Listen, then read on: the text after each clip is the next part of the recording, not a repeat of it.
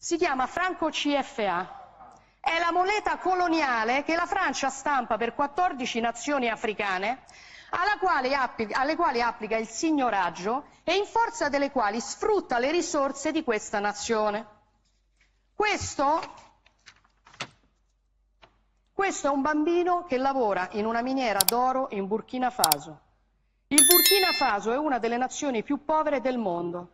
Per il Burkina Faso, che ha l'oro, la Francia stampa moneta coloniale. In cambio pretende che finiscano nelle casse del tesoro francese il 50% di tutto quello che il Burkina Faso esporta. L'oro che questo bambino si infila in un cunicolo per tirare fuori finisce per lo più nelle casse dello Stato francese. Allora la soluzione non è prendere gli africani e spostarli in Europa, la soluzione è liberare l'Africa da certi europei che la sfruttano e consentire a queste persone di vivere di quello che... Welcome to AfriLens News, your trusted lens into Africa's politics, sovereignty, and global affairs. Tonight, we examine one of the most consequential geopolitical stories unfolding on the African continent. Why are powerful voices from across Africa and even from Europe appearing to rally around Burkina Faso's leader, Ibrahim Traoré? Is this a genuine recognition of Africa's right to determine its own future? Or is it a strategic response by global powers seeking to preserve influence as the old geopolitical order begins to shift?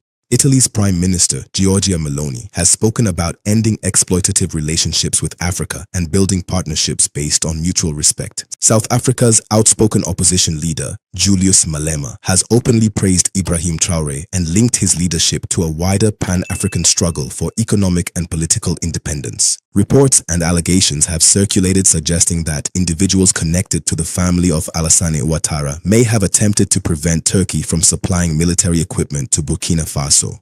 And in a statement that has reignited debate across the continent, Emmanuel Macron declared that France will leave any African country that no longer wants French troops on its soil. But many Africans are asking a deeper question. Can countries with long histories of influence on the continent suddenly become champions of African sovereignty? Or are they adapting to a new reality in which leaders like Ibrahim Traoré can no longer be ignored? We take a closer look. This is AfriLens News, and this is the story behind the headlines. The most unexpected aspects of this story is the apparent alignment between Traoré's message and statements made by Italy's Prime Minister, Giorgia Meloni. Meloni has argued that Africa should be treated as a true partner rather than a continent to be exploited. She has emphasized cooperation, development, and the importance of creating opportunities within African countries. Presidents, Prime Ministers, authorities, ladies and gentlemen, it is a great honor for me to be here with you today.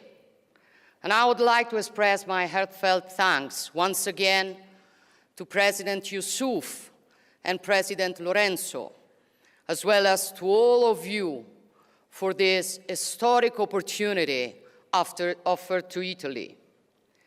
The invitation to participate in the Assembly of Heads of State and Government of the African Union, the forum in which this organization discusses its fundamental political choices and determines the strategic direction of the continent, is a recognition that can only make Italy proud and that will Italy accept with respect and a sense of responsibility. It is a demonstration of trust that we will not disappoint.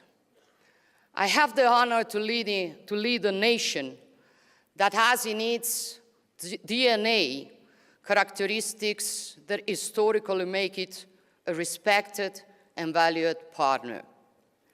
Propensity for dialogue, capacity for discussion, respect for others before anything else. A nation that has built part of its identity and its foreign policy on the profound meaning of a world that in times as unstable and unpredictable as ours can be the key to charting the course. And that word is cooperation. The word cooperation comes from the Latin cooperare, to work with.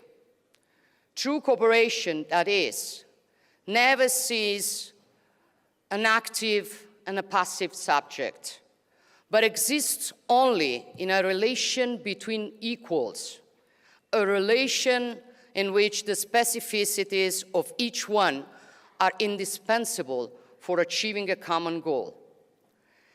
If you look down on someone, you cannot cooperate with them. If you want to plunder their resources, you are not cooperating with them. Even if you just want to give charity, you cannot call it cooperation, for cooperation is another thing. And what Italy wants to do is to cooperate. For some observers, these comments signal a meaningful shift in how parts of Europe view the continent. But others urge caution. History shows that global powers often adjust their language when circumstances change. When influence is challenged, strategy may evolve. The rhetoric becomes more respectful, the tone becomes more conciliatory, but the underlying objective may remain the same. This raises a critical question. Is Europe genuinely embracing a new relationship with Africa, or is it repositioning itself to retain influence in a changing geopolitical landscape? Another layer of this story involves reports alleging that a son of President Alassane Ouattara was involved in efforts to block Turkey from supplying weapons to Burkina Faso. Ibrahim Traoré has said that Africa are fighting other Africans. You won't believe that the son of the president of Cote d'Ivoire went to Turkey and talked to the president of Turkey so that Turkey does not sell weapons to Burkina Faso. When Ibrahim Traoré was talking about this, you won't believe he said that Africans are fighting themselves. They can do anything to ensure that a fellow African has fallen. Just imagine one country, a neighbor, knowing that that neighbor is facing a lot of terrorism, going to another country and telling the president of the other country not to allow sale of these weapons. Many times, Africans have betrayed their fellow Africans, and that is the worst thing about Africa. Thomas Sankara was betrayed by Blaise Compaoré, an African. And even now, the war that is in Mali, many of those who are giving terrorist information about the government in Mali are Africans who are betraying other Africans just because of money from the Western nations. This is the biggest shame that Africa is facing now, betraying each other. These claims remain disputed and should be treated as allegations unless independently verified. However, the controversy has fueled intense discussion across the region. If such interference occurred, it would suggest that Burkina Faso's strategic decisions are the subject of significant regional pressure. It would also underscore how military partnerships have become central to broader geopolitical competition. Whether confirmed or not, the allegation reflects the high stakes surrounding Burkina Faso's security choices. French President Emmanuel Macron has stated that France will leave countries that no longer wish to host French forces. On the surface, this appears to be a straightforward acknowledgement of sovereignty. But many Africans remain skeptical. Nous sommes les vrais panafricanistes. Nous croyons que l'Afrique est un continent. Et que ce continent a beaucoup à bâtir, c'est le plus jeune au monde. Il a donc un dividende démographique extraordinaire. C'est celui qui a la plus grosse croissance au monde. Il a fait l'année dernière une croissance légèrement supérieure à celle de l'Asie du Sud-Est. Et donc, il faut le regarder totalement différemment. Macron says France are the real Pan-Africanists. Yes, he actually said that during his visit to Kenya. This is the same guy who said Africa has a civilizational problem on his first Africa visit. And then, moments later, he lectured the audience for being too noisy. The irony here is hard to miss, because when Africans hear France talking about Pan-Africanism, many remember a long history of violence, extraction, and colonialism. They remember Thomas Sankara, the revolutionary leader of Burkina Faso who pushed for African sovereignty, debt resistance, and liberation from neo-colonial influence. A man widely admired across Africa as a symbol of Pan-Africanism, and a man assassinated in 1987. And who came to power after him? Compaoré, a close French ally for decades to come. France has denied involvement, but many across the continent believe Paris played a major role in this African tragedy. Then there is Rwanda. A recent French Commission report acknowledged, quote, serious and overwhelming responsibilities for France's political and military backing of the Hutu-led government before the genocide. Macron himself admitted France failed Rwanda.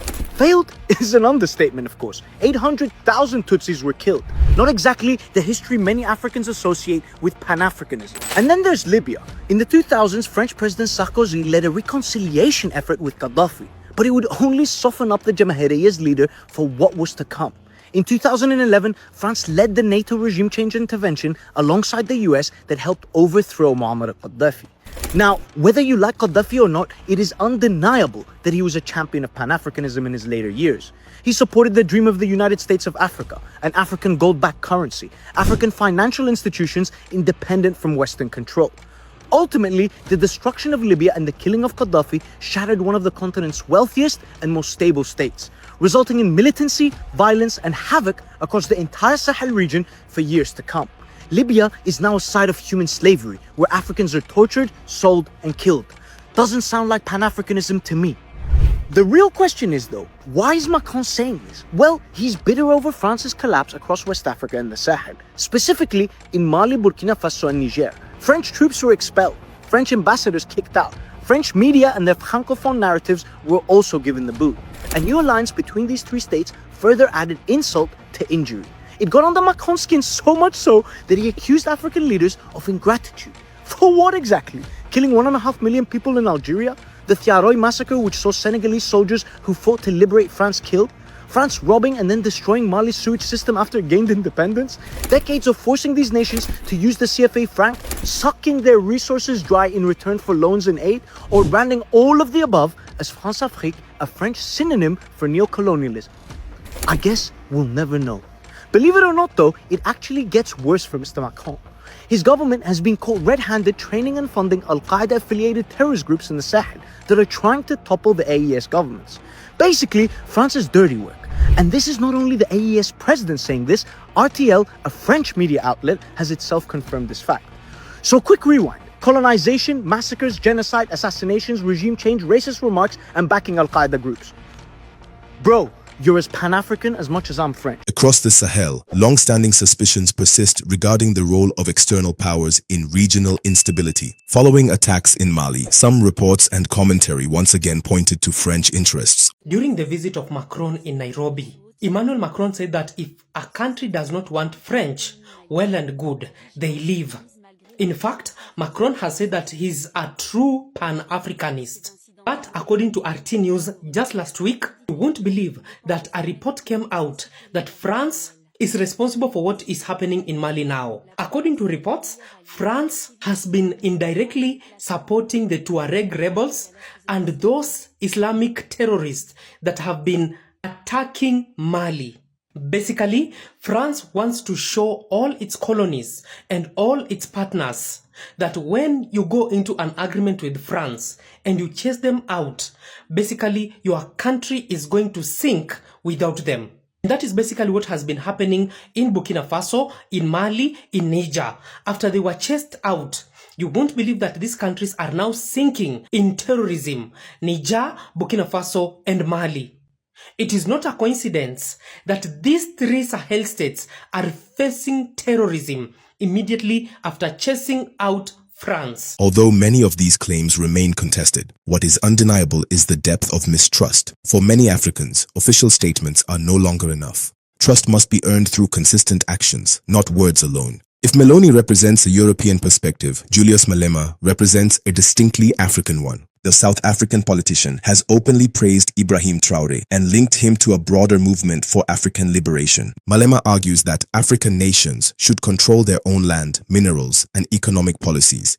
The same United States, which is furious at being cut off from the riches of Burkina Faso, cannot tell us what to do. We stand with Captain Traoré.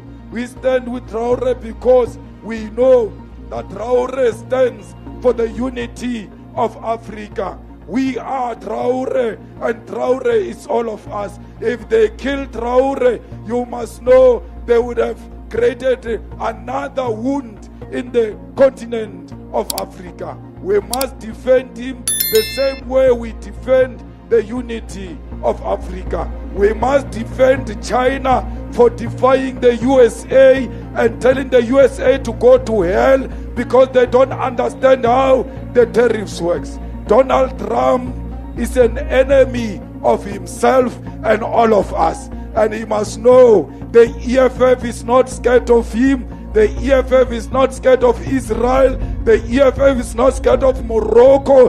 The EFF is not scared of the imperialist forces. The EFF will stand on the side of the people of DRC, the people of Sudan. He sees leaders like Traoré as symbols of resistance to external domination and unequal economic relationships. His endorsement is significant because it shows that Traoré's appeal extends well beyond West Africa. He has become a continental figure, and for many, a rallying point. At just 37 years old, Ibrahim Traoré has become one of the most closely watched political figures in Africa. He rose to power in Burkina Faso during a period of severe insecurity, public frustration, and growing demands for change. For years, many citizens felt that previous governments had failed to provide security, economic opportunity, and genuine national control over the country's future. Traoré emerged with a message that resonated far beyond Burkina Faso. He argued that African nations must reclaim sovereignty over their policies, their security decisions, and their natural resources. To supporters, he represents courage, self-determination, and a new generation of leadership. To critics, he remains a controversial military ruler facing major security and governance challenges. But regardless of where one stands, Traoré has become a symbol of a larger continental debate about power, independence, and the future of Africa. Across the continent, many young Africans are asking difficult questions. How can nations blessed with gold, oil, gas, fertile land, and strategic minerals remain burdened by poverty and underdevelopment? Who truly benefits from Africa's wealth? And what would change if African states exercised greater control over their economic and political decisions? Ibrahim Traoré has become a focal point for these frustrations and aspirations. For many, he represents a willingness to challenge entrenched systems and demand a different path. Whether his policies ultimately succeed remains to be seen, but the symbolism is powerful. And in politics, symbols can inspire movements. Burkina Faso, Mali, and Niger are building closer cooperation through the Alliance of Sahel States. This alliance reflects a broader effort to strengthen regional security and pursue more independent foreign policies. At the same time, these countries are diversifying partnerships with powers such as Russia, Turkey, and China. This transformation is altering the geopolitical balance in Africa, and it is forcing traditional powers to rethink their strategies. This is the central question of tonight's report. When European leaders speak of partnership and respect, should Africa interpret this as a sincere change in attitude, or as an acknowledgement that the old methods of influence are becoming less effective? The answer may be complex. Some policymakers may genuinely support a more balanced relationship. Others may simply be adapting to a new geopolitical reality. Either way, Africa's negotiating power appears to be growing, and that alone marks a significant shift. The importance of this moment extends far beyond one individual. It speaks to a larger continental debate. Can African nations secure better terms in trade, investment, and security partnerships? Can natural resources generate broader prosperity for citizens? Can regional cooperation strengthen Africa's collective voice? Can sovereignty be translated into long-term development and stability? These are the questions that will shape the continent's future, and they are now being discussed with renewed urgency. Whether one views Ibrahim Traoré as a transformational leader or a controversial figure, his impact on the global conversation is unmistakable. He has become a symbol of a broader demand, a demand for dignity, a demand for self-determination, a demand for greater control over Africa's resources and political destiny. The support he receives, the skepticism surrounding foreign endorsements, the regional controversies, and the strategic repositioning of global powers all point to one conclusion. Africa is entering a new geopolitical era, and the world is adjusting. What do you think? Is the growing international support for Ibrahim Traoré sincere? Or is it part of a broader geopolitical strategy to maintain influence in a changing Africa? Share your perspective in the comments below. If you value sharp, balanced, and in-depth analysis of African politics and global affairs, subscribe to AfriLens News, like this video, and turn on notifications so you never miss our latest reports.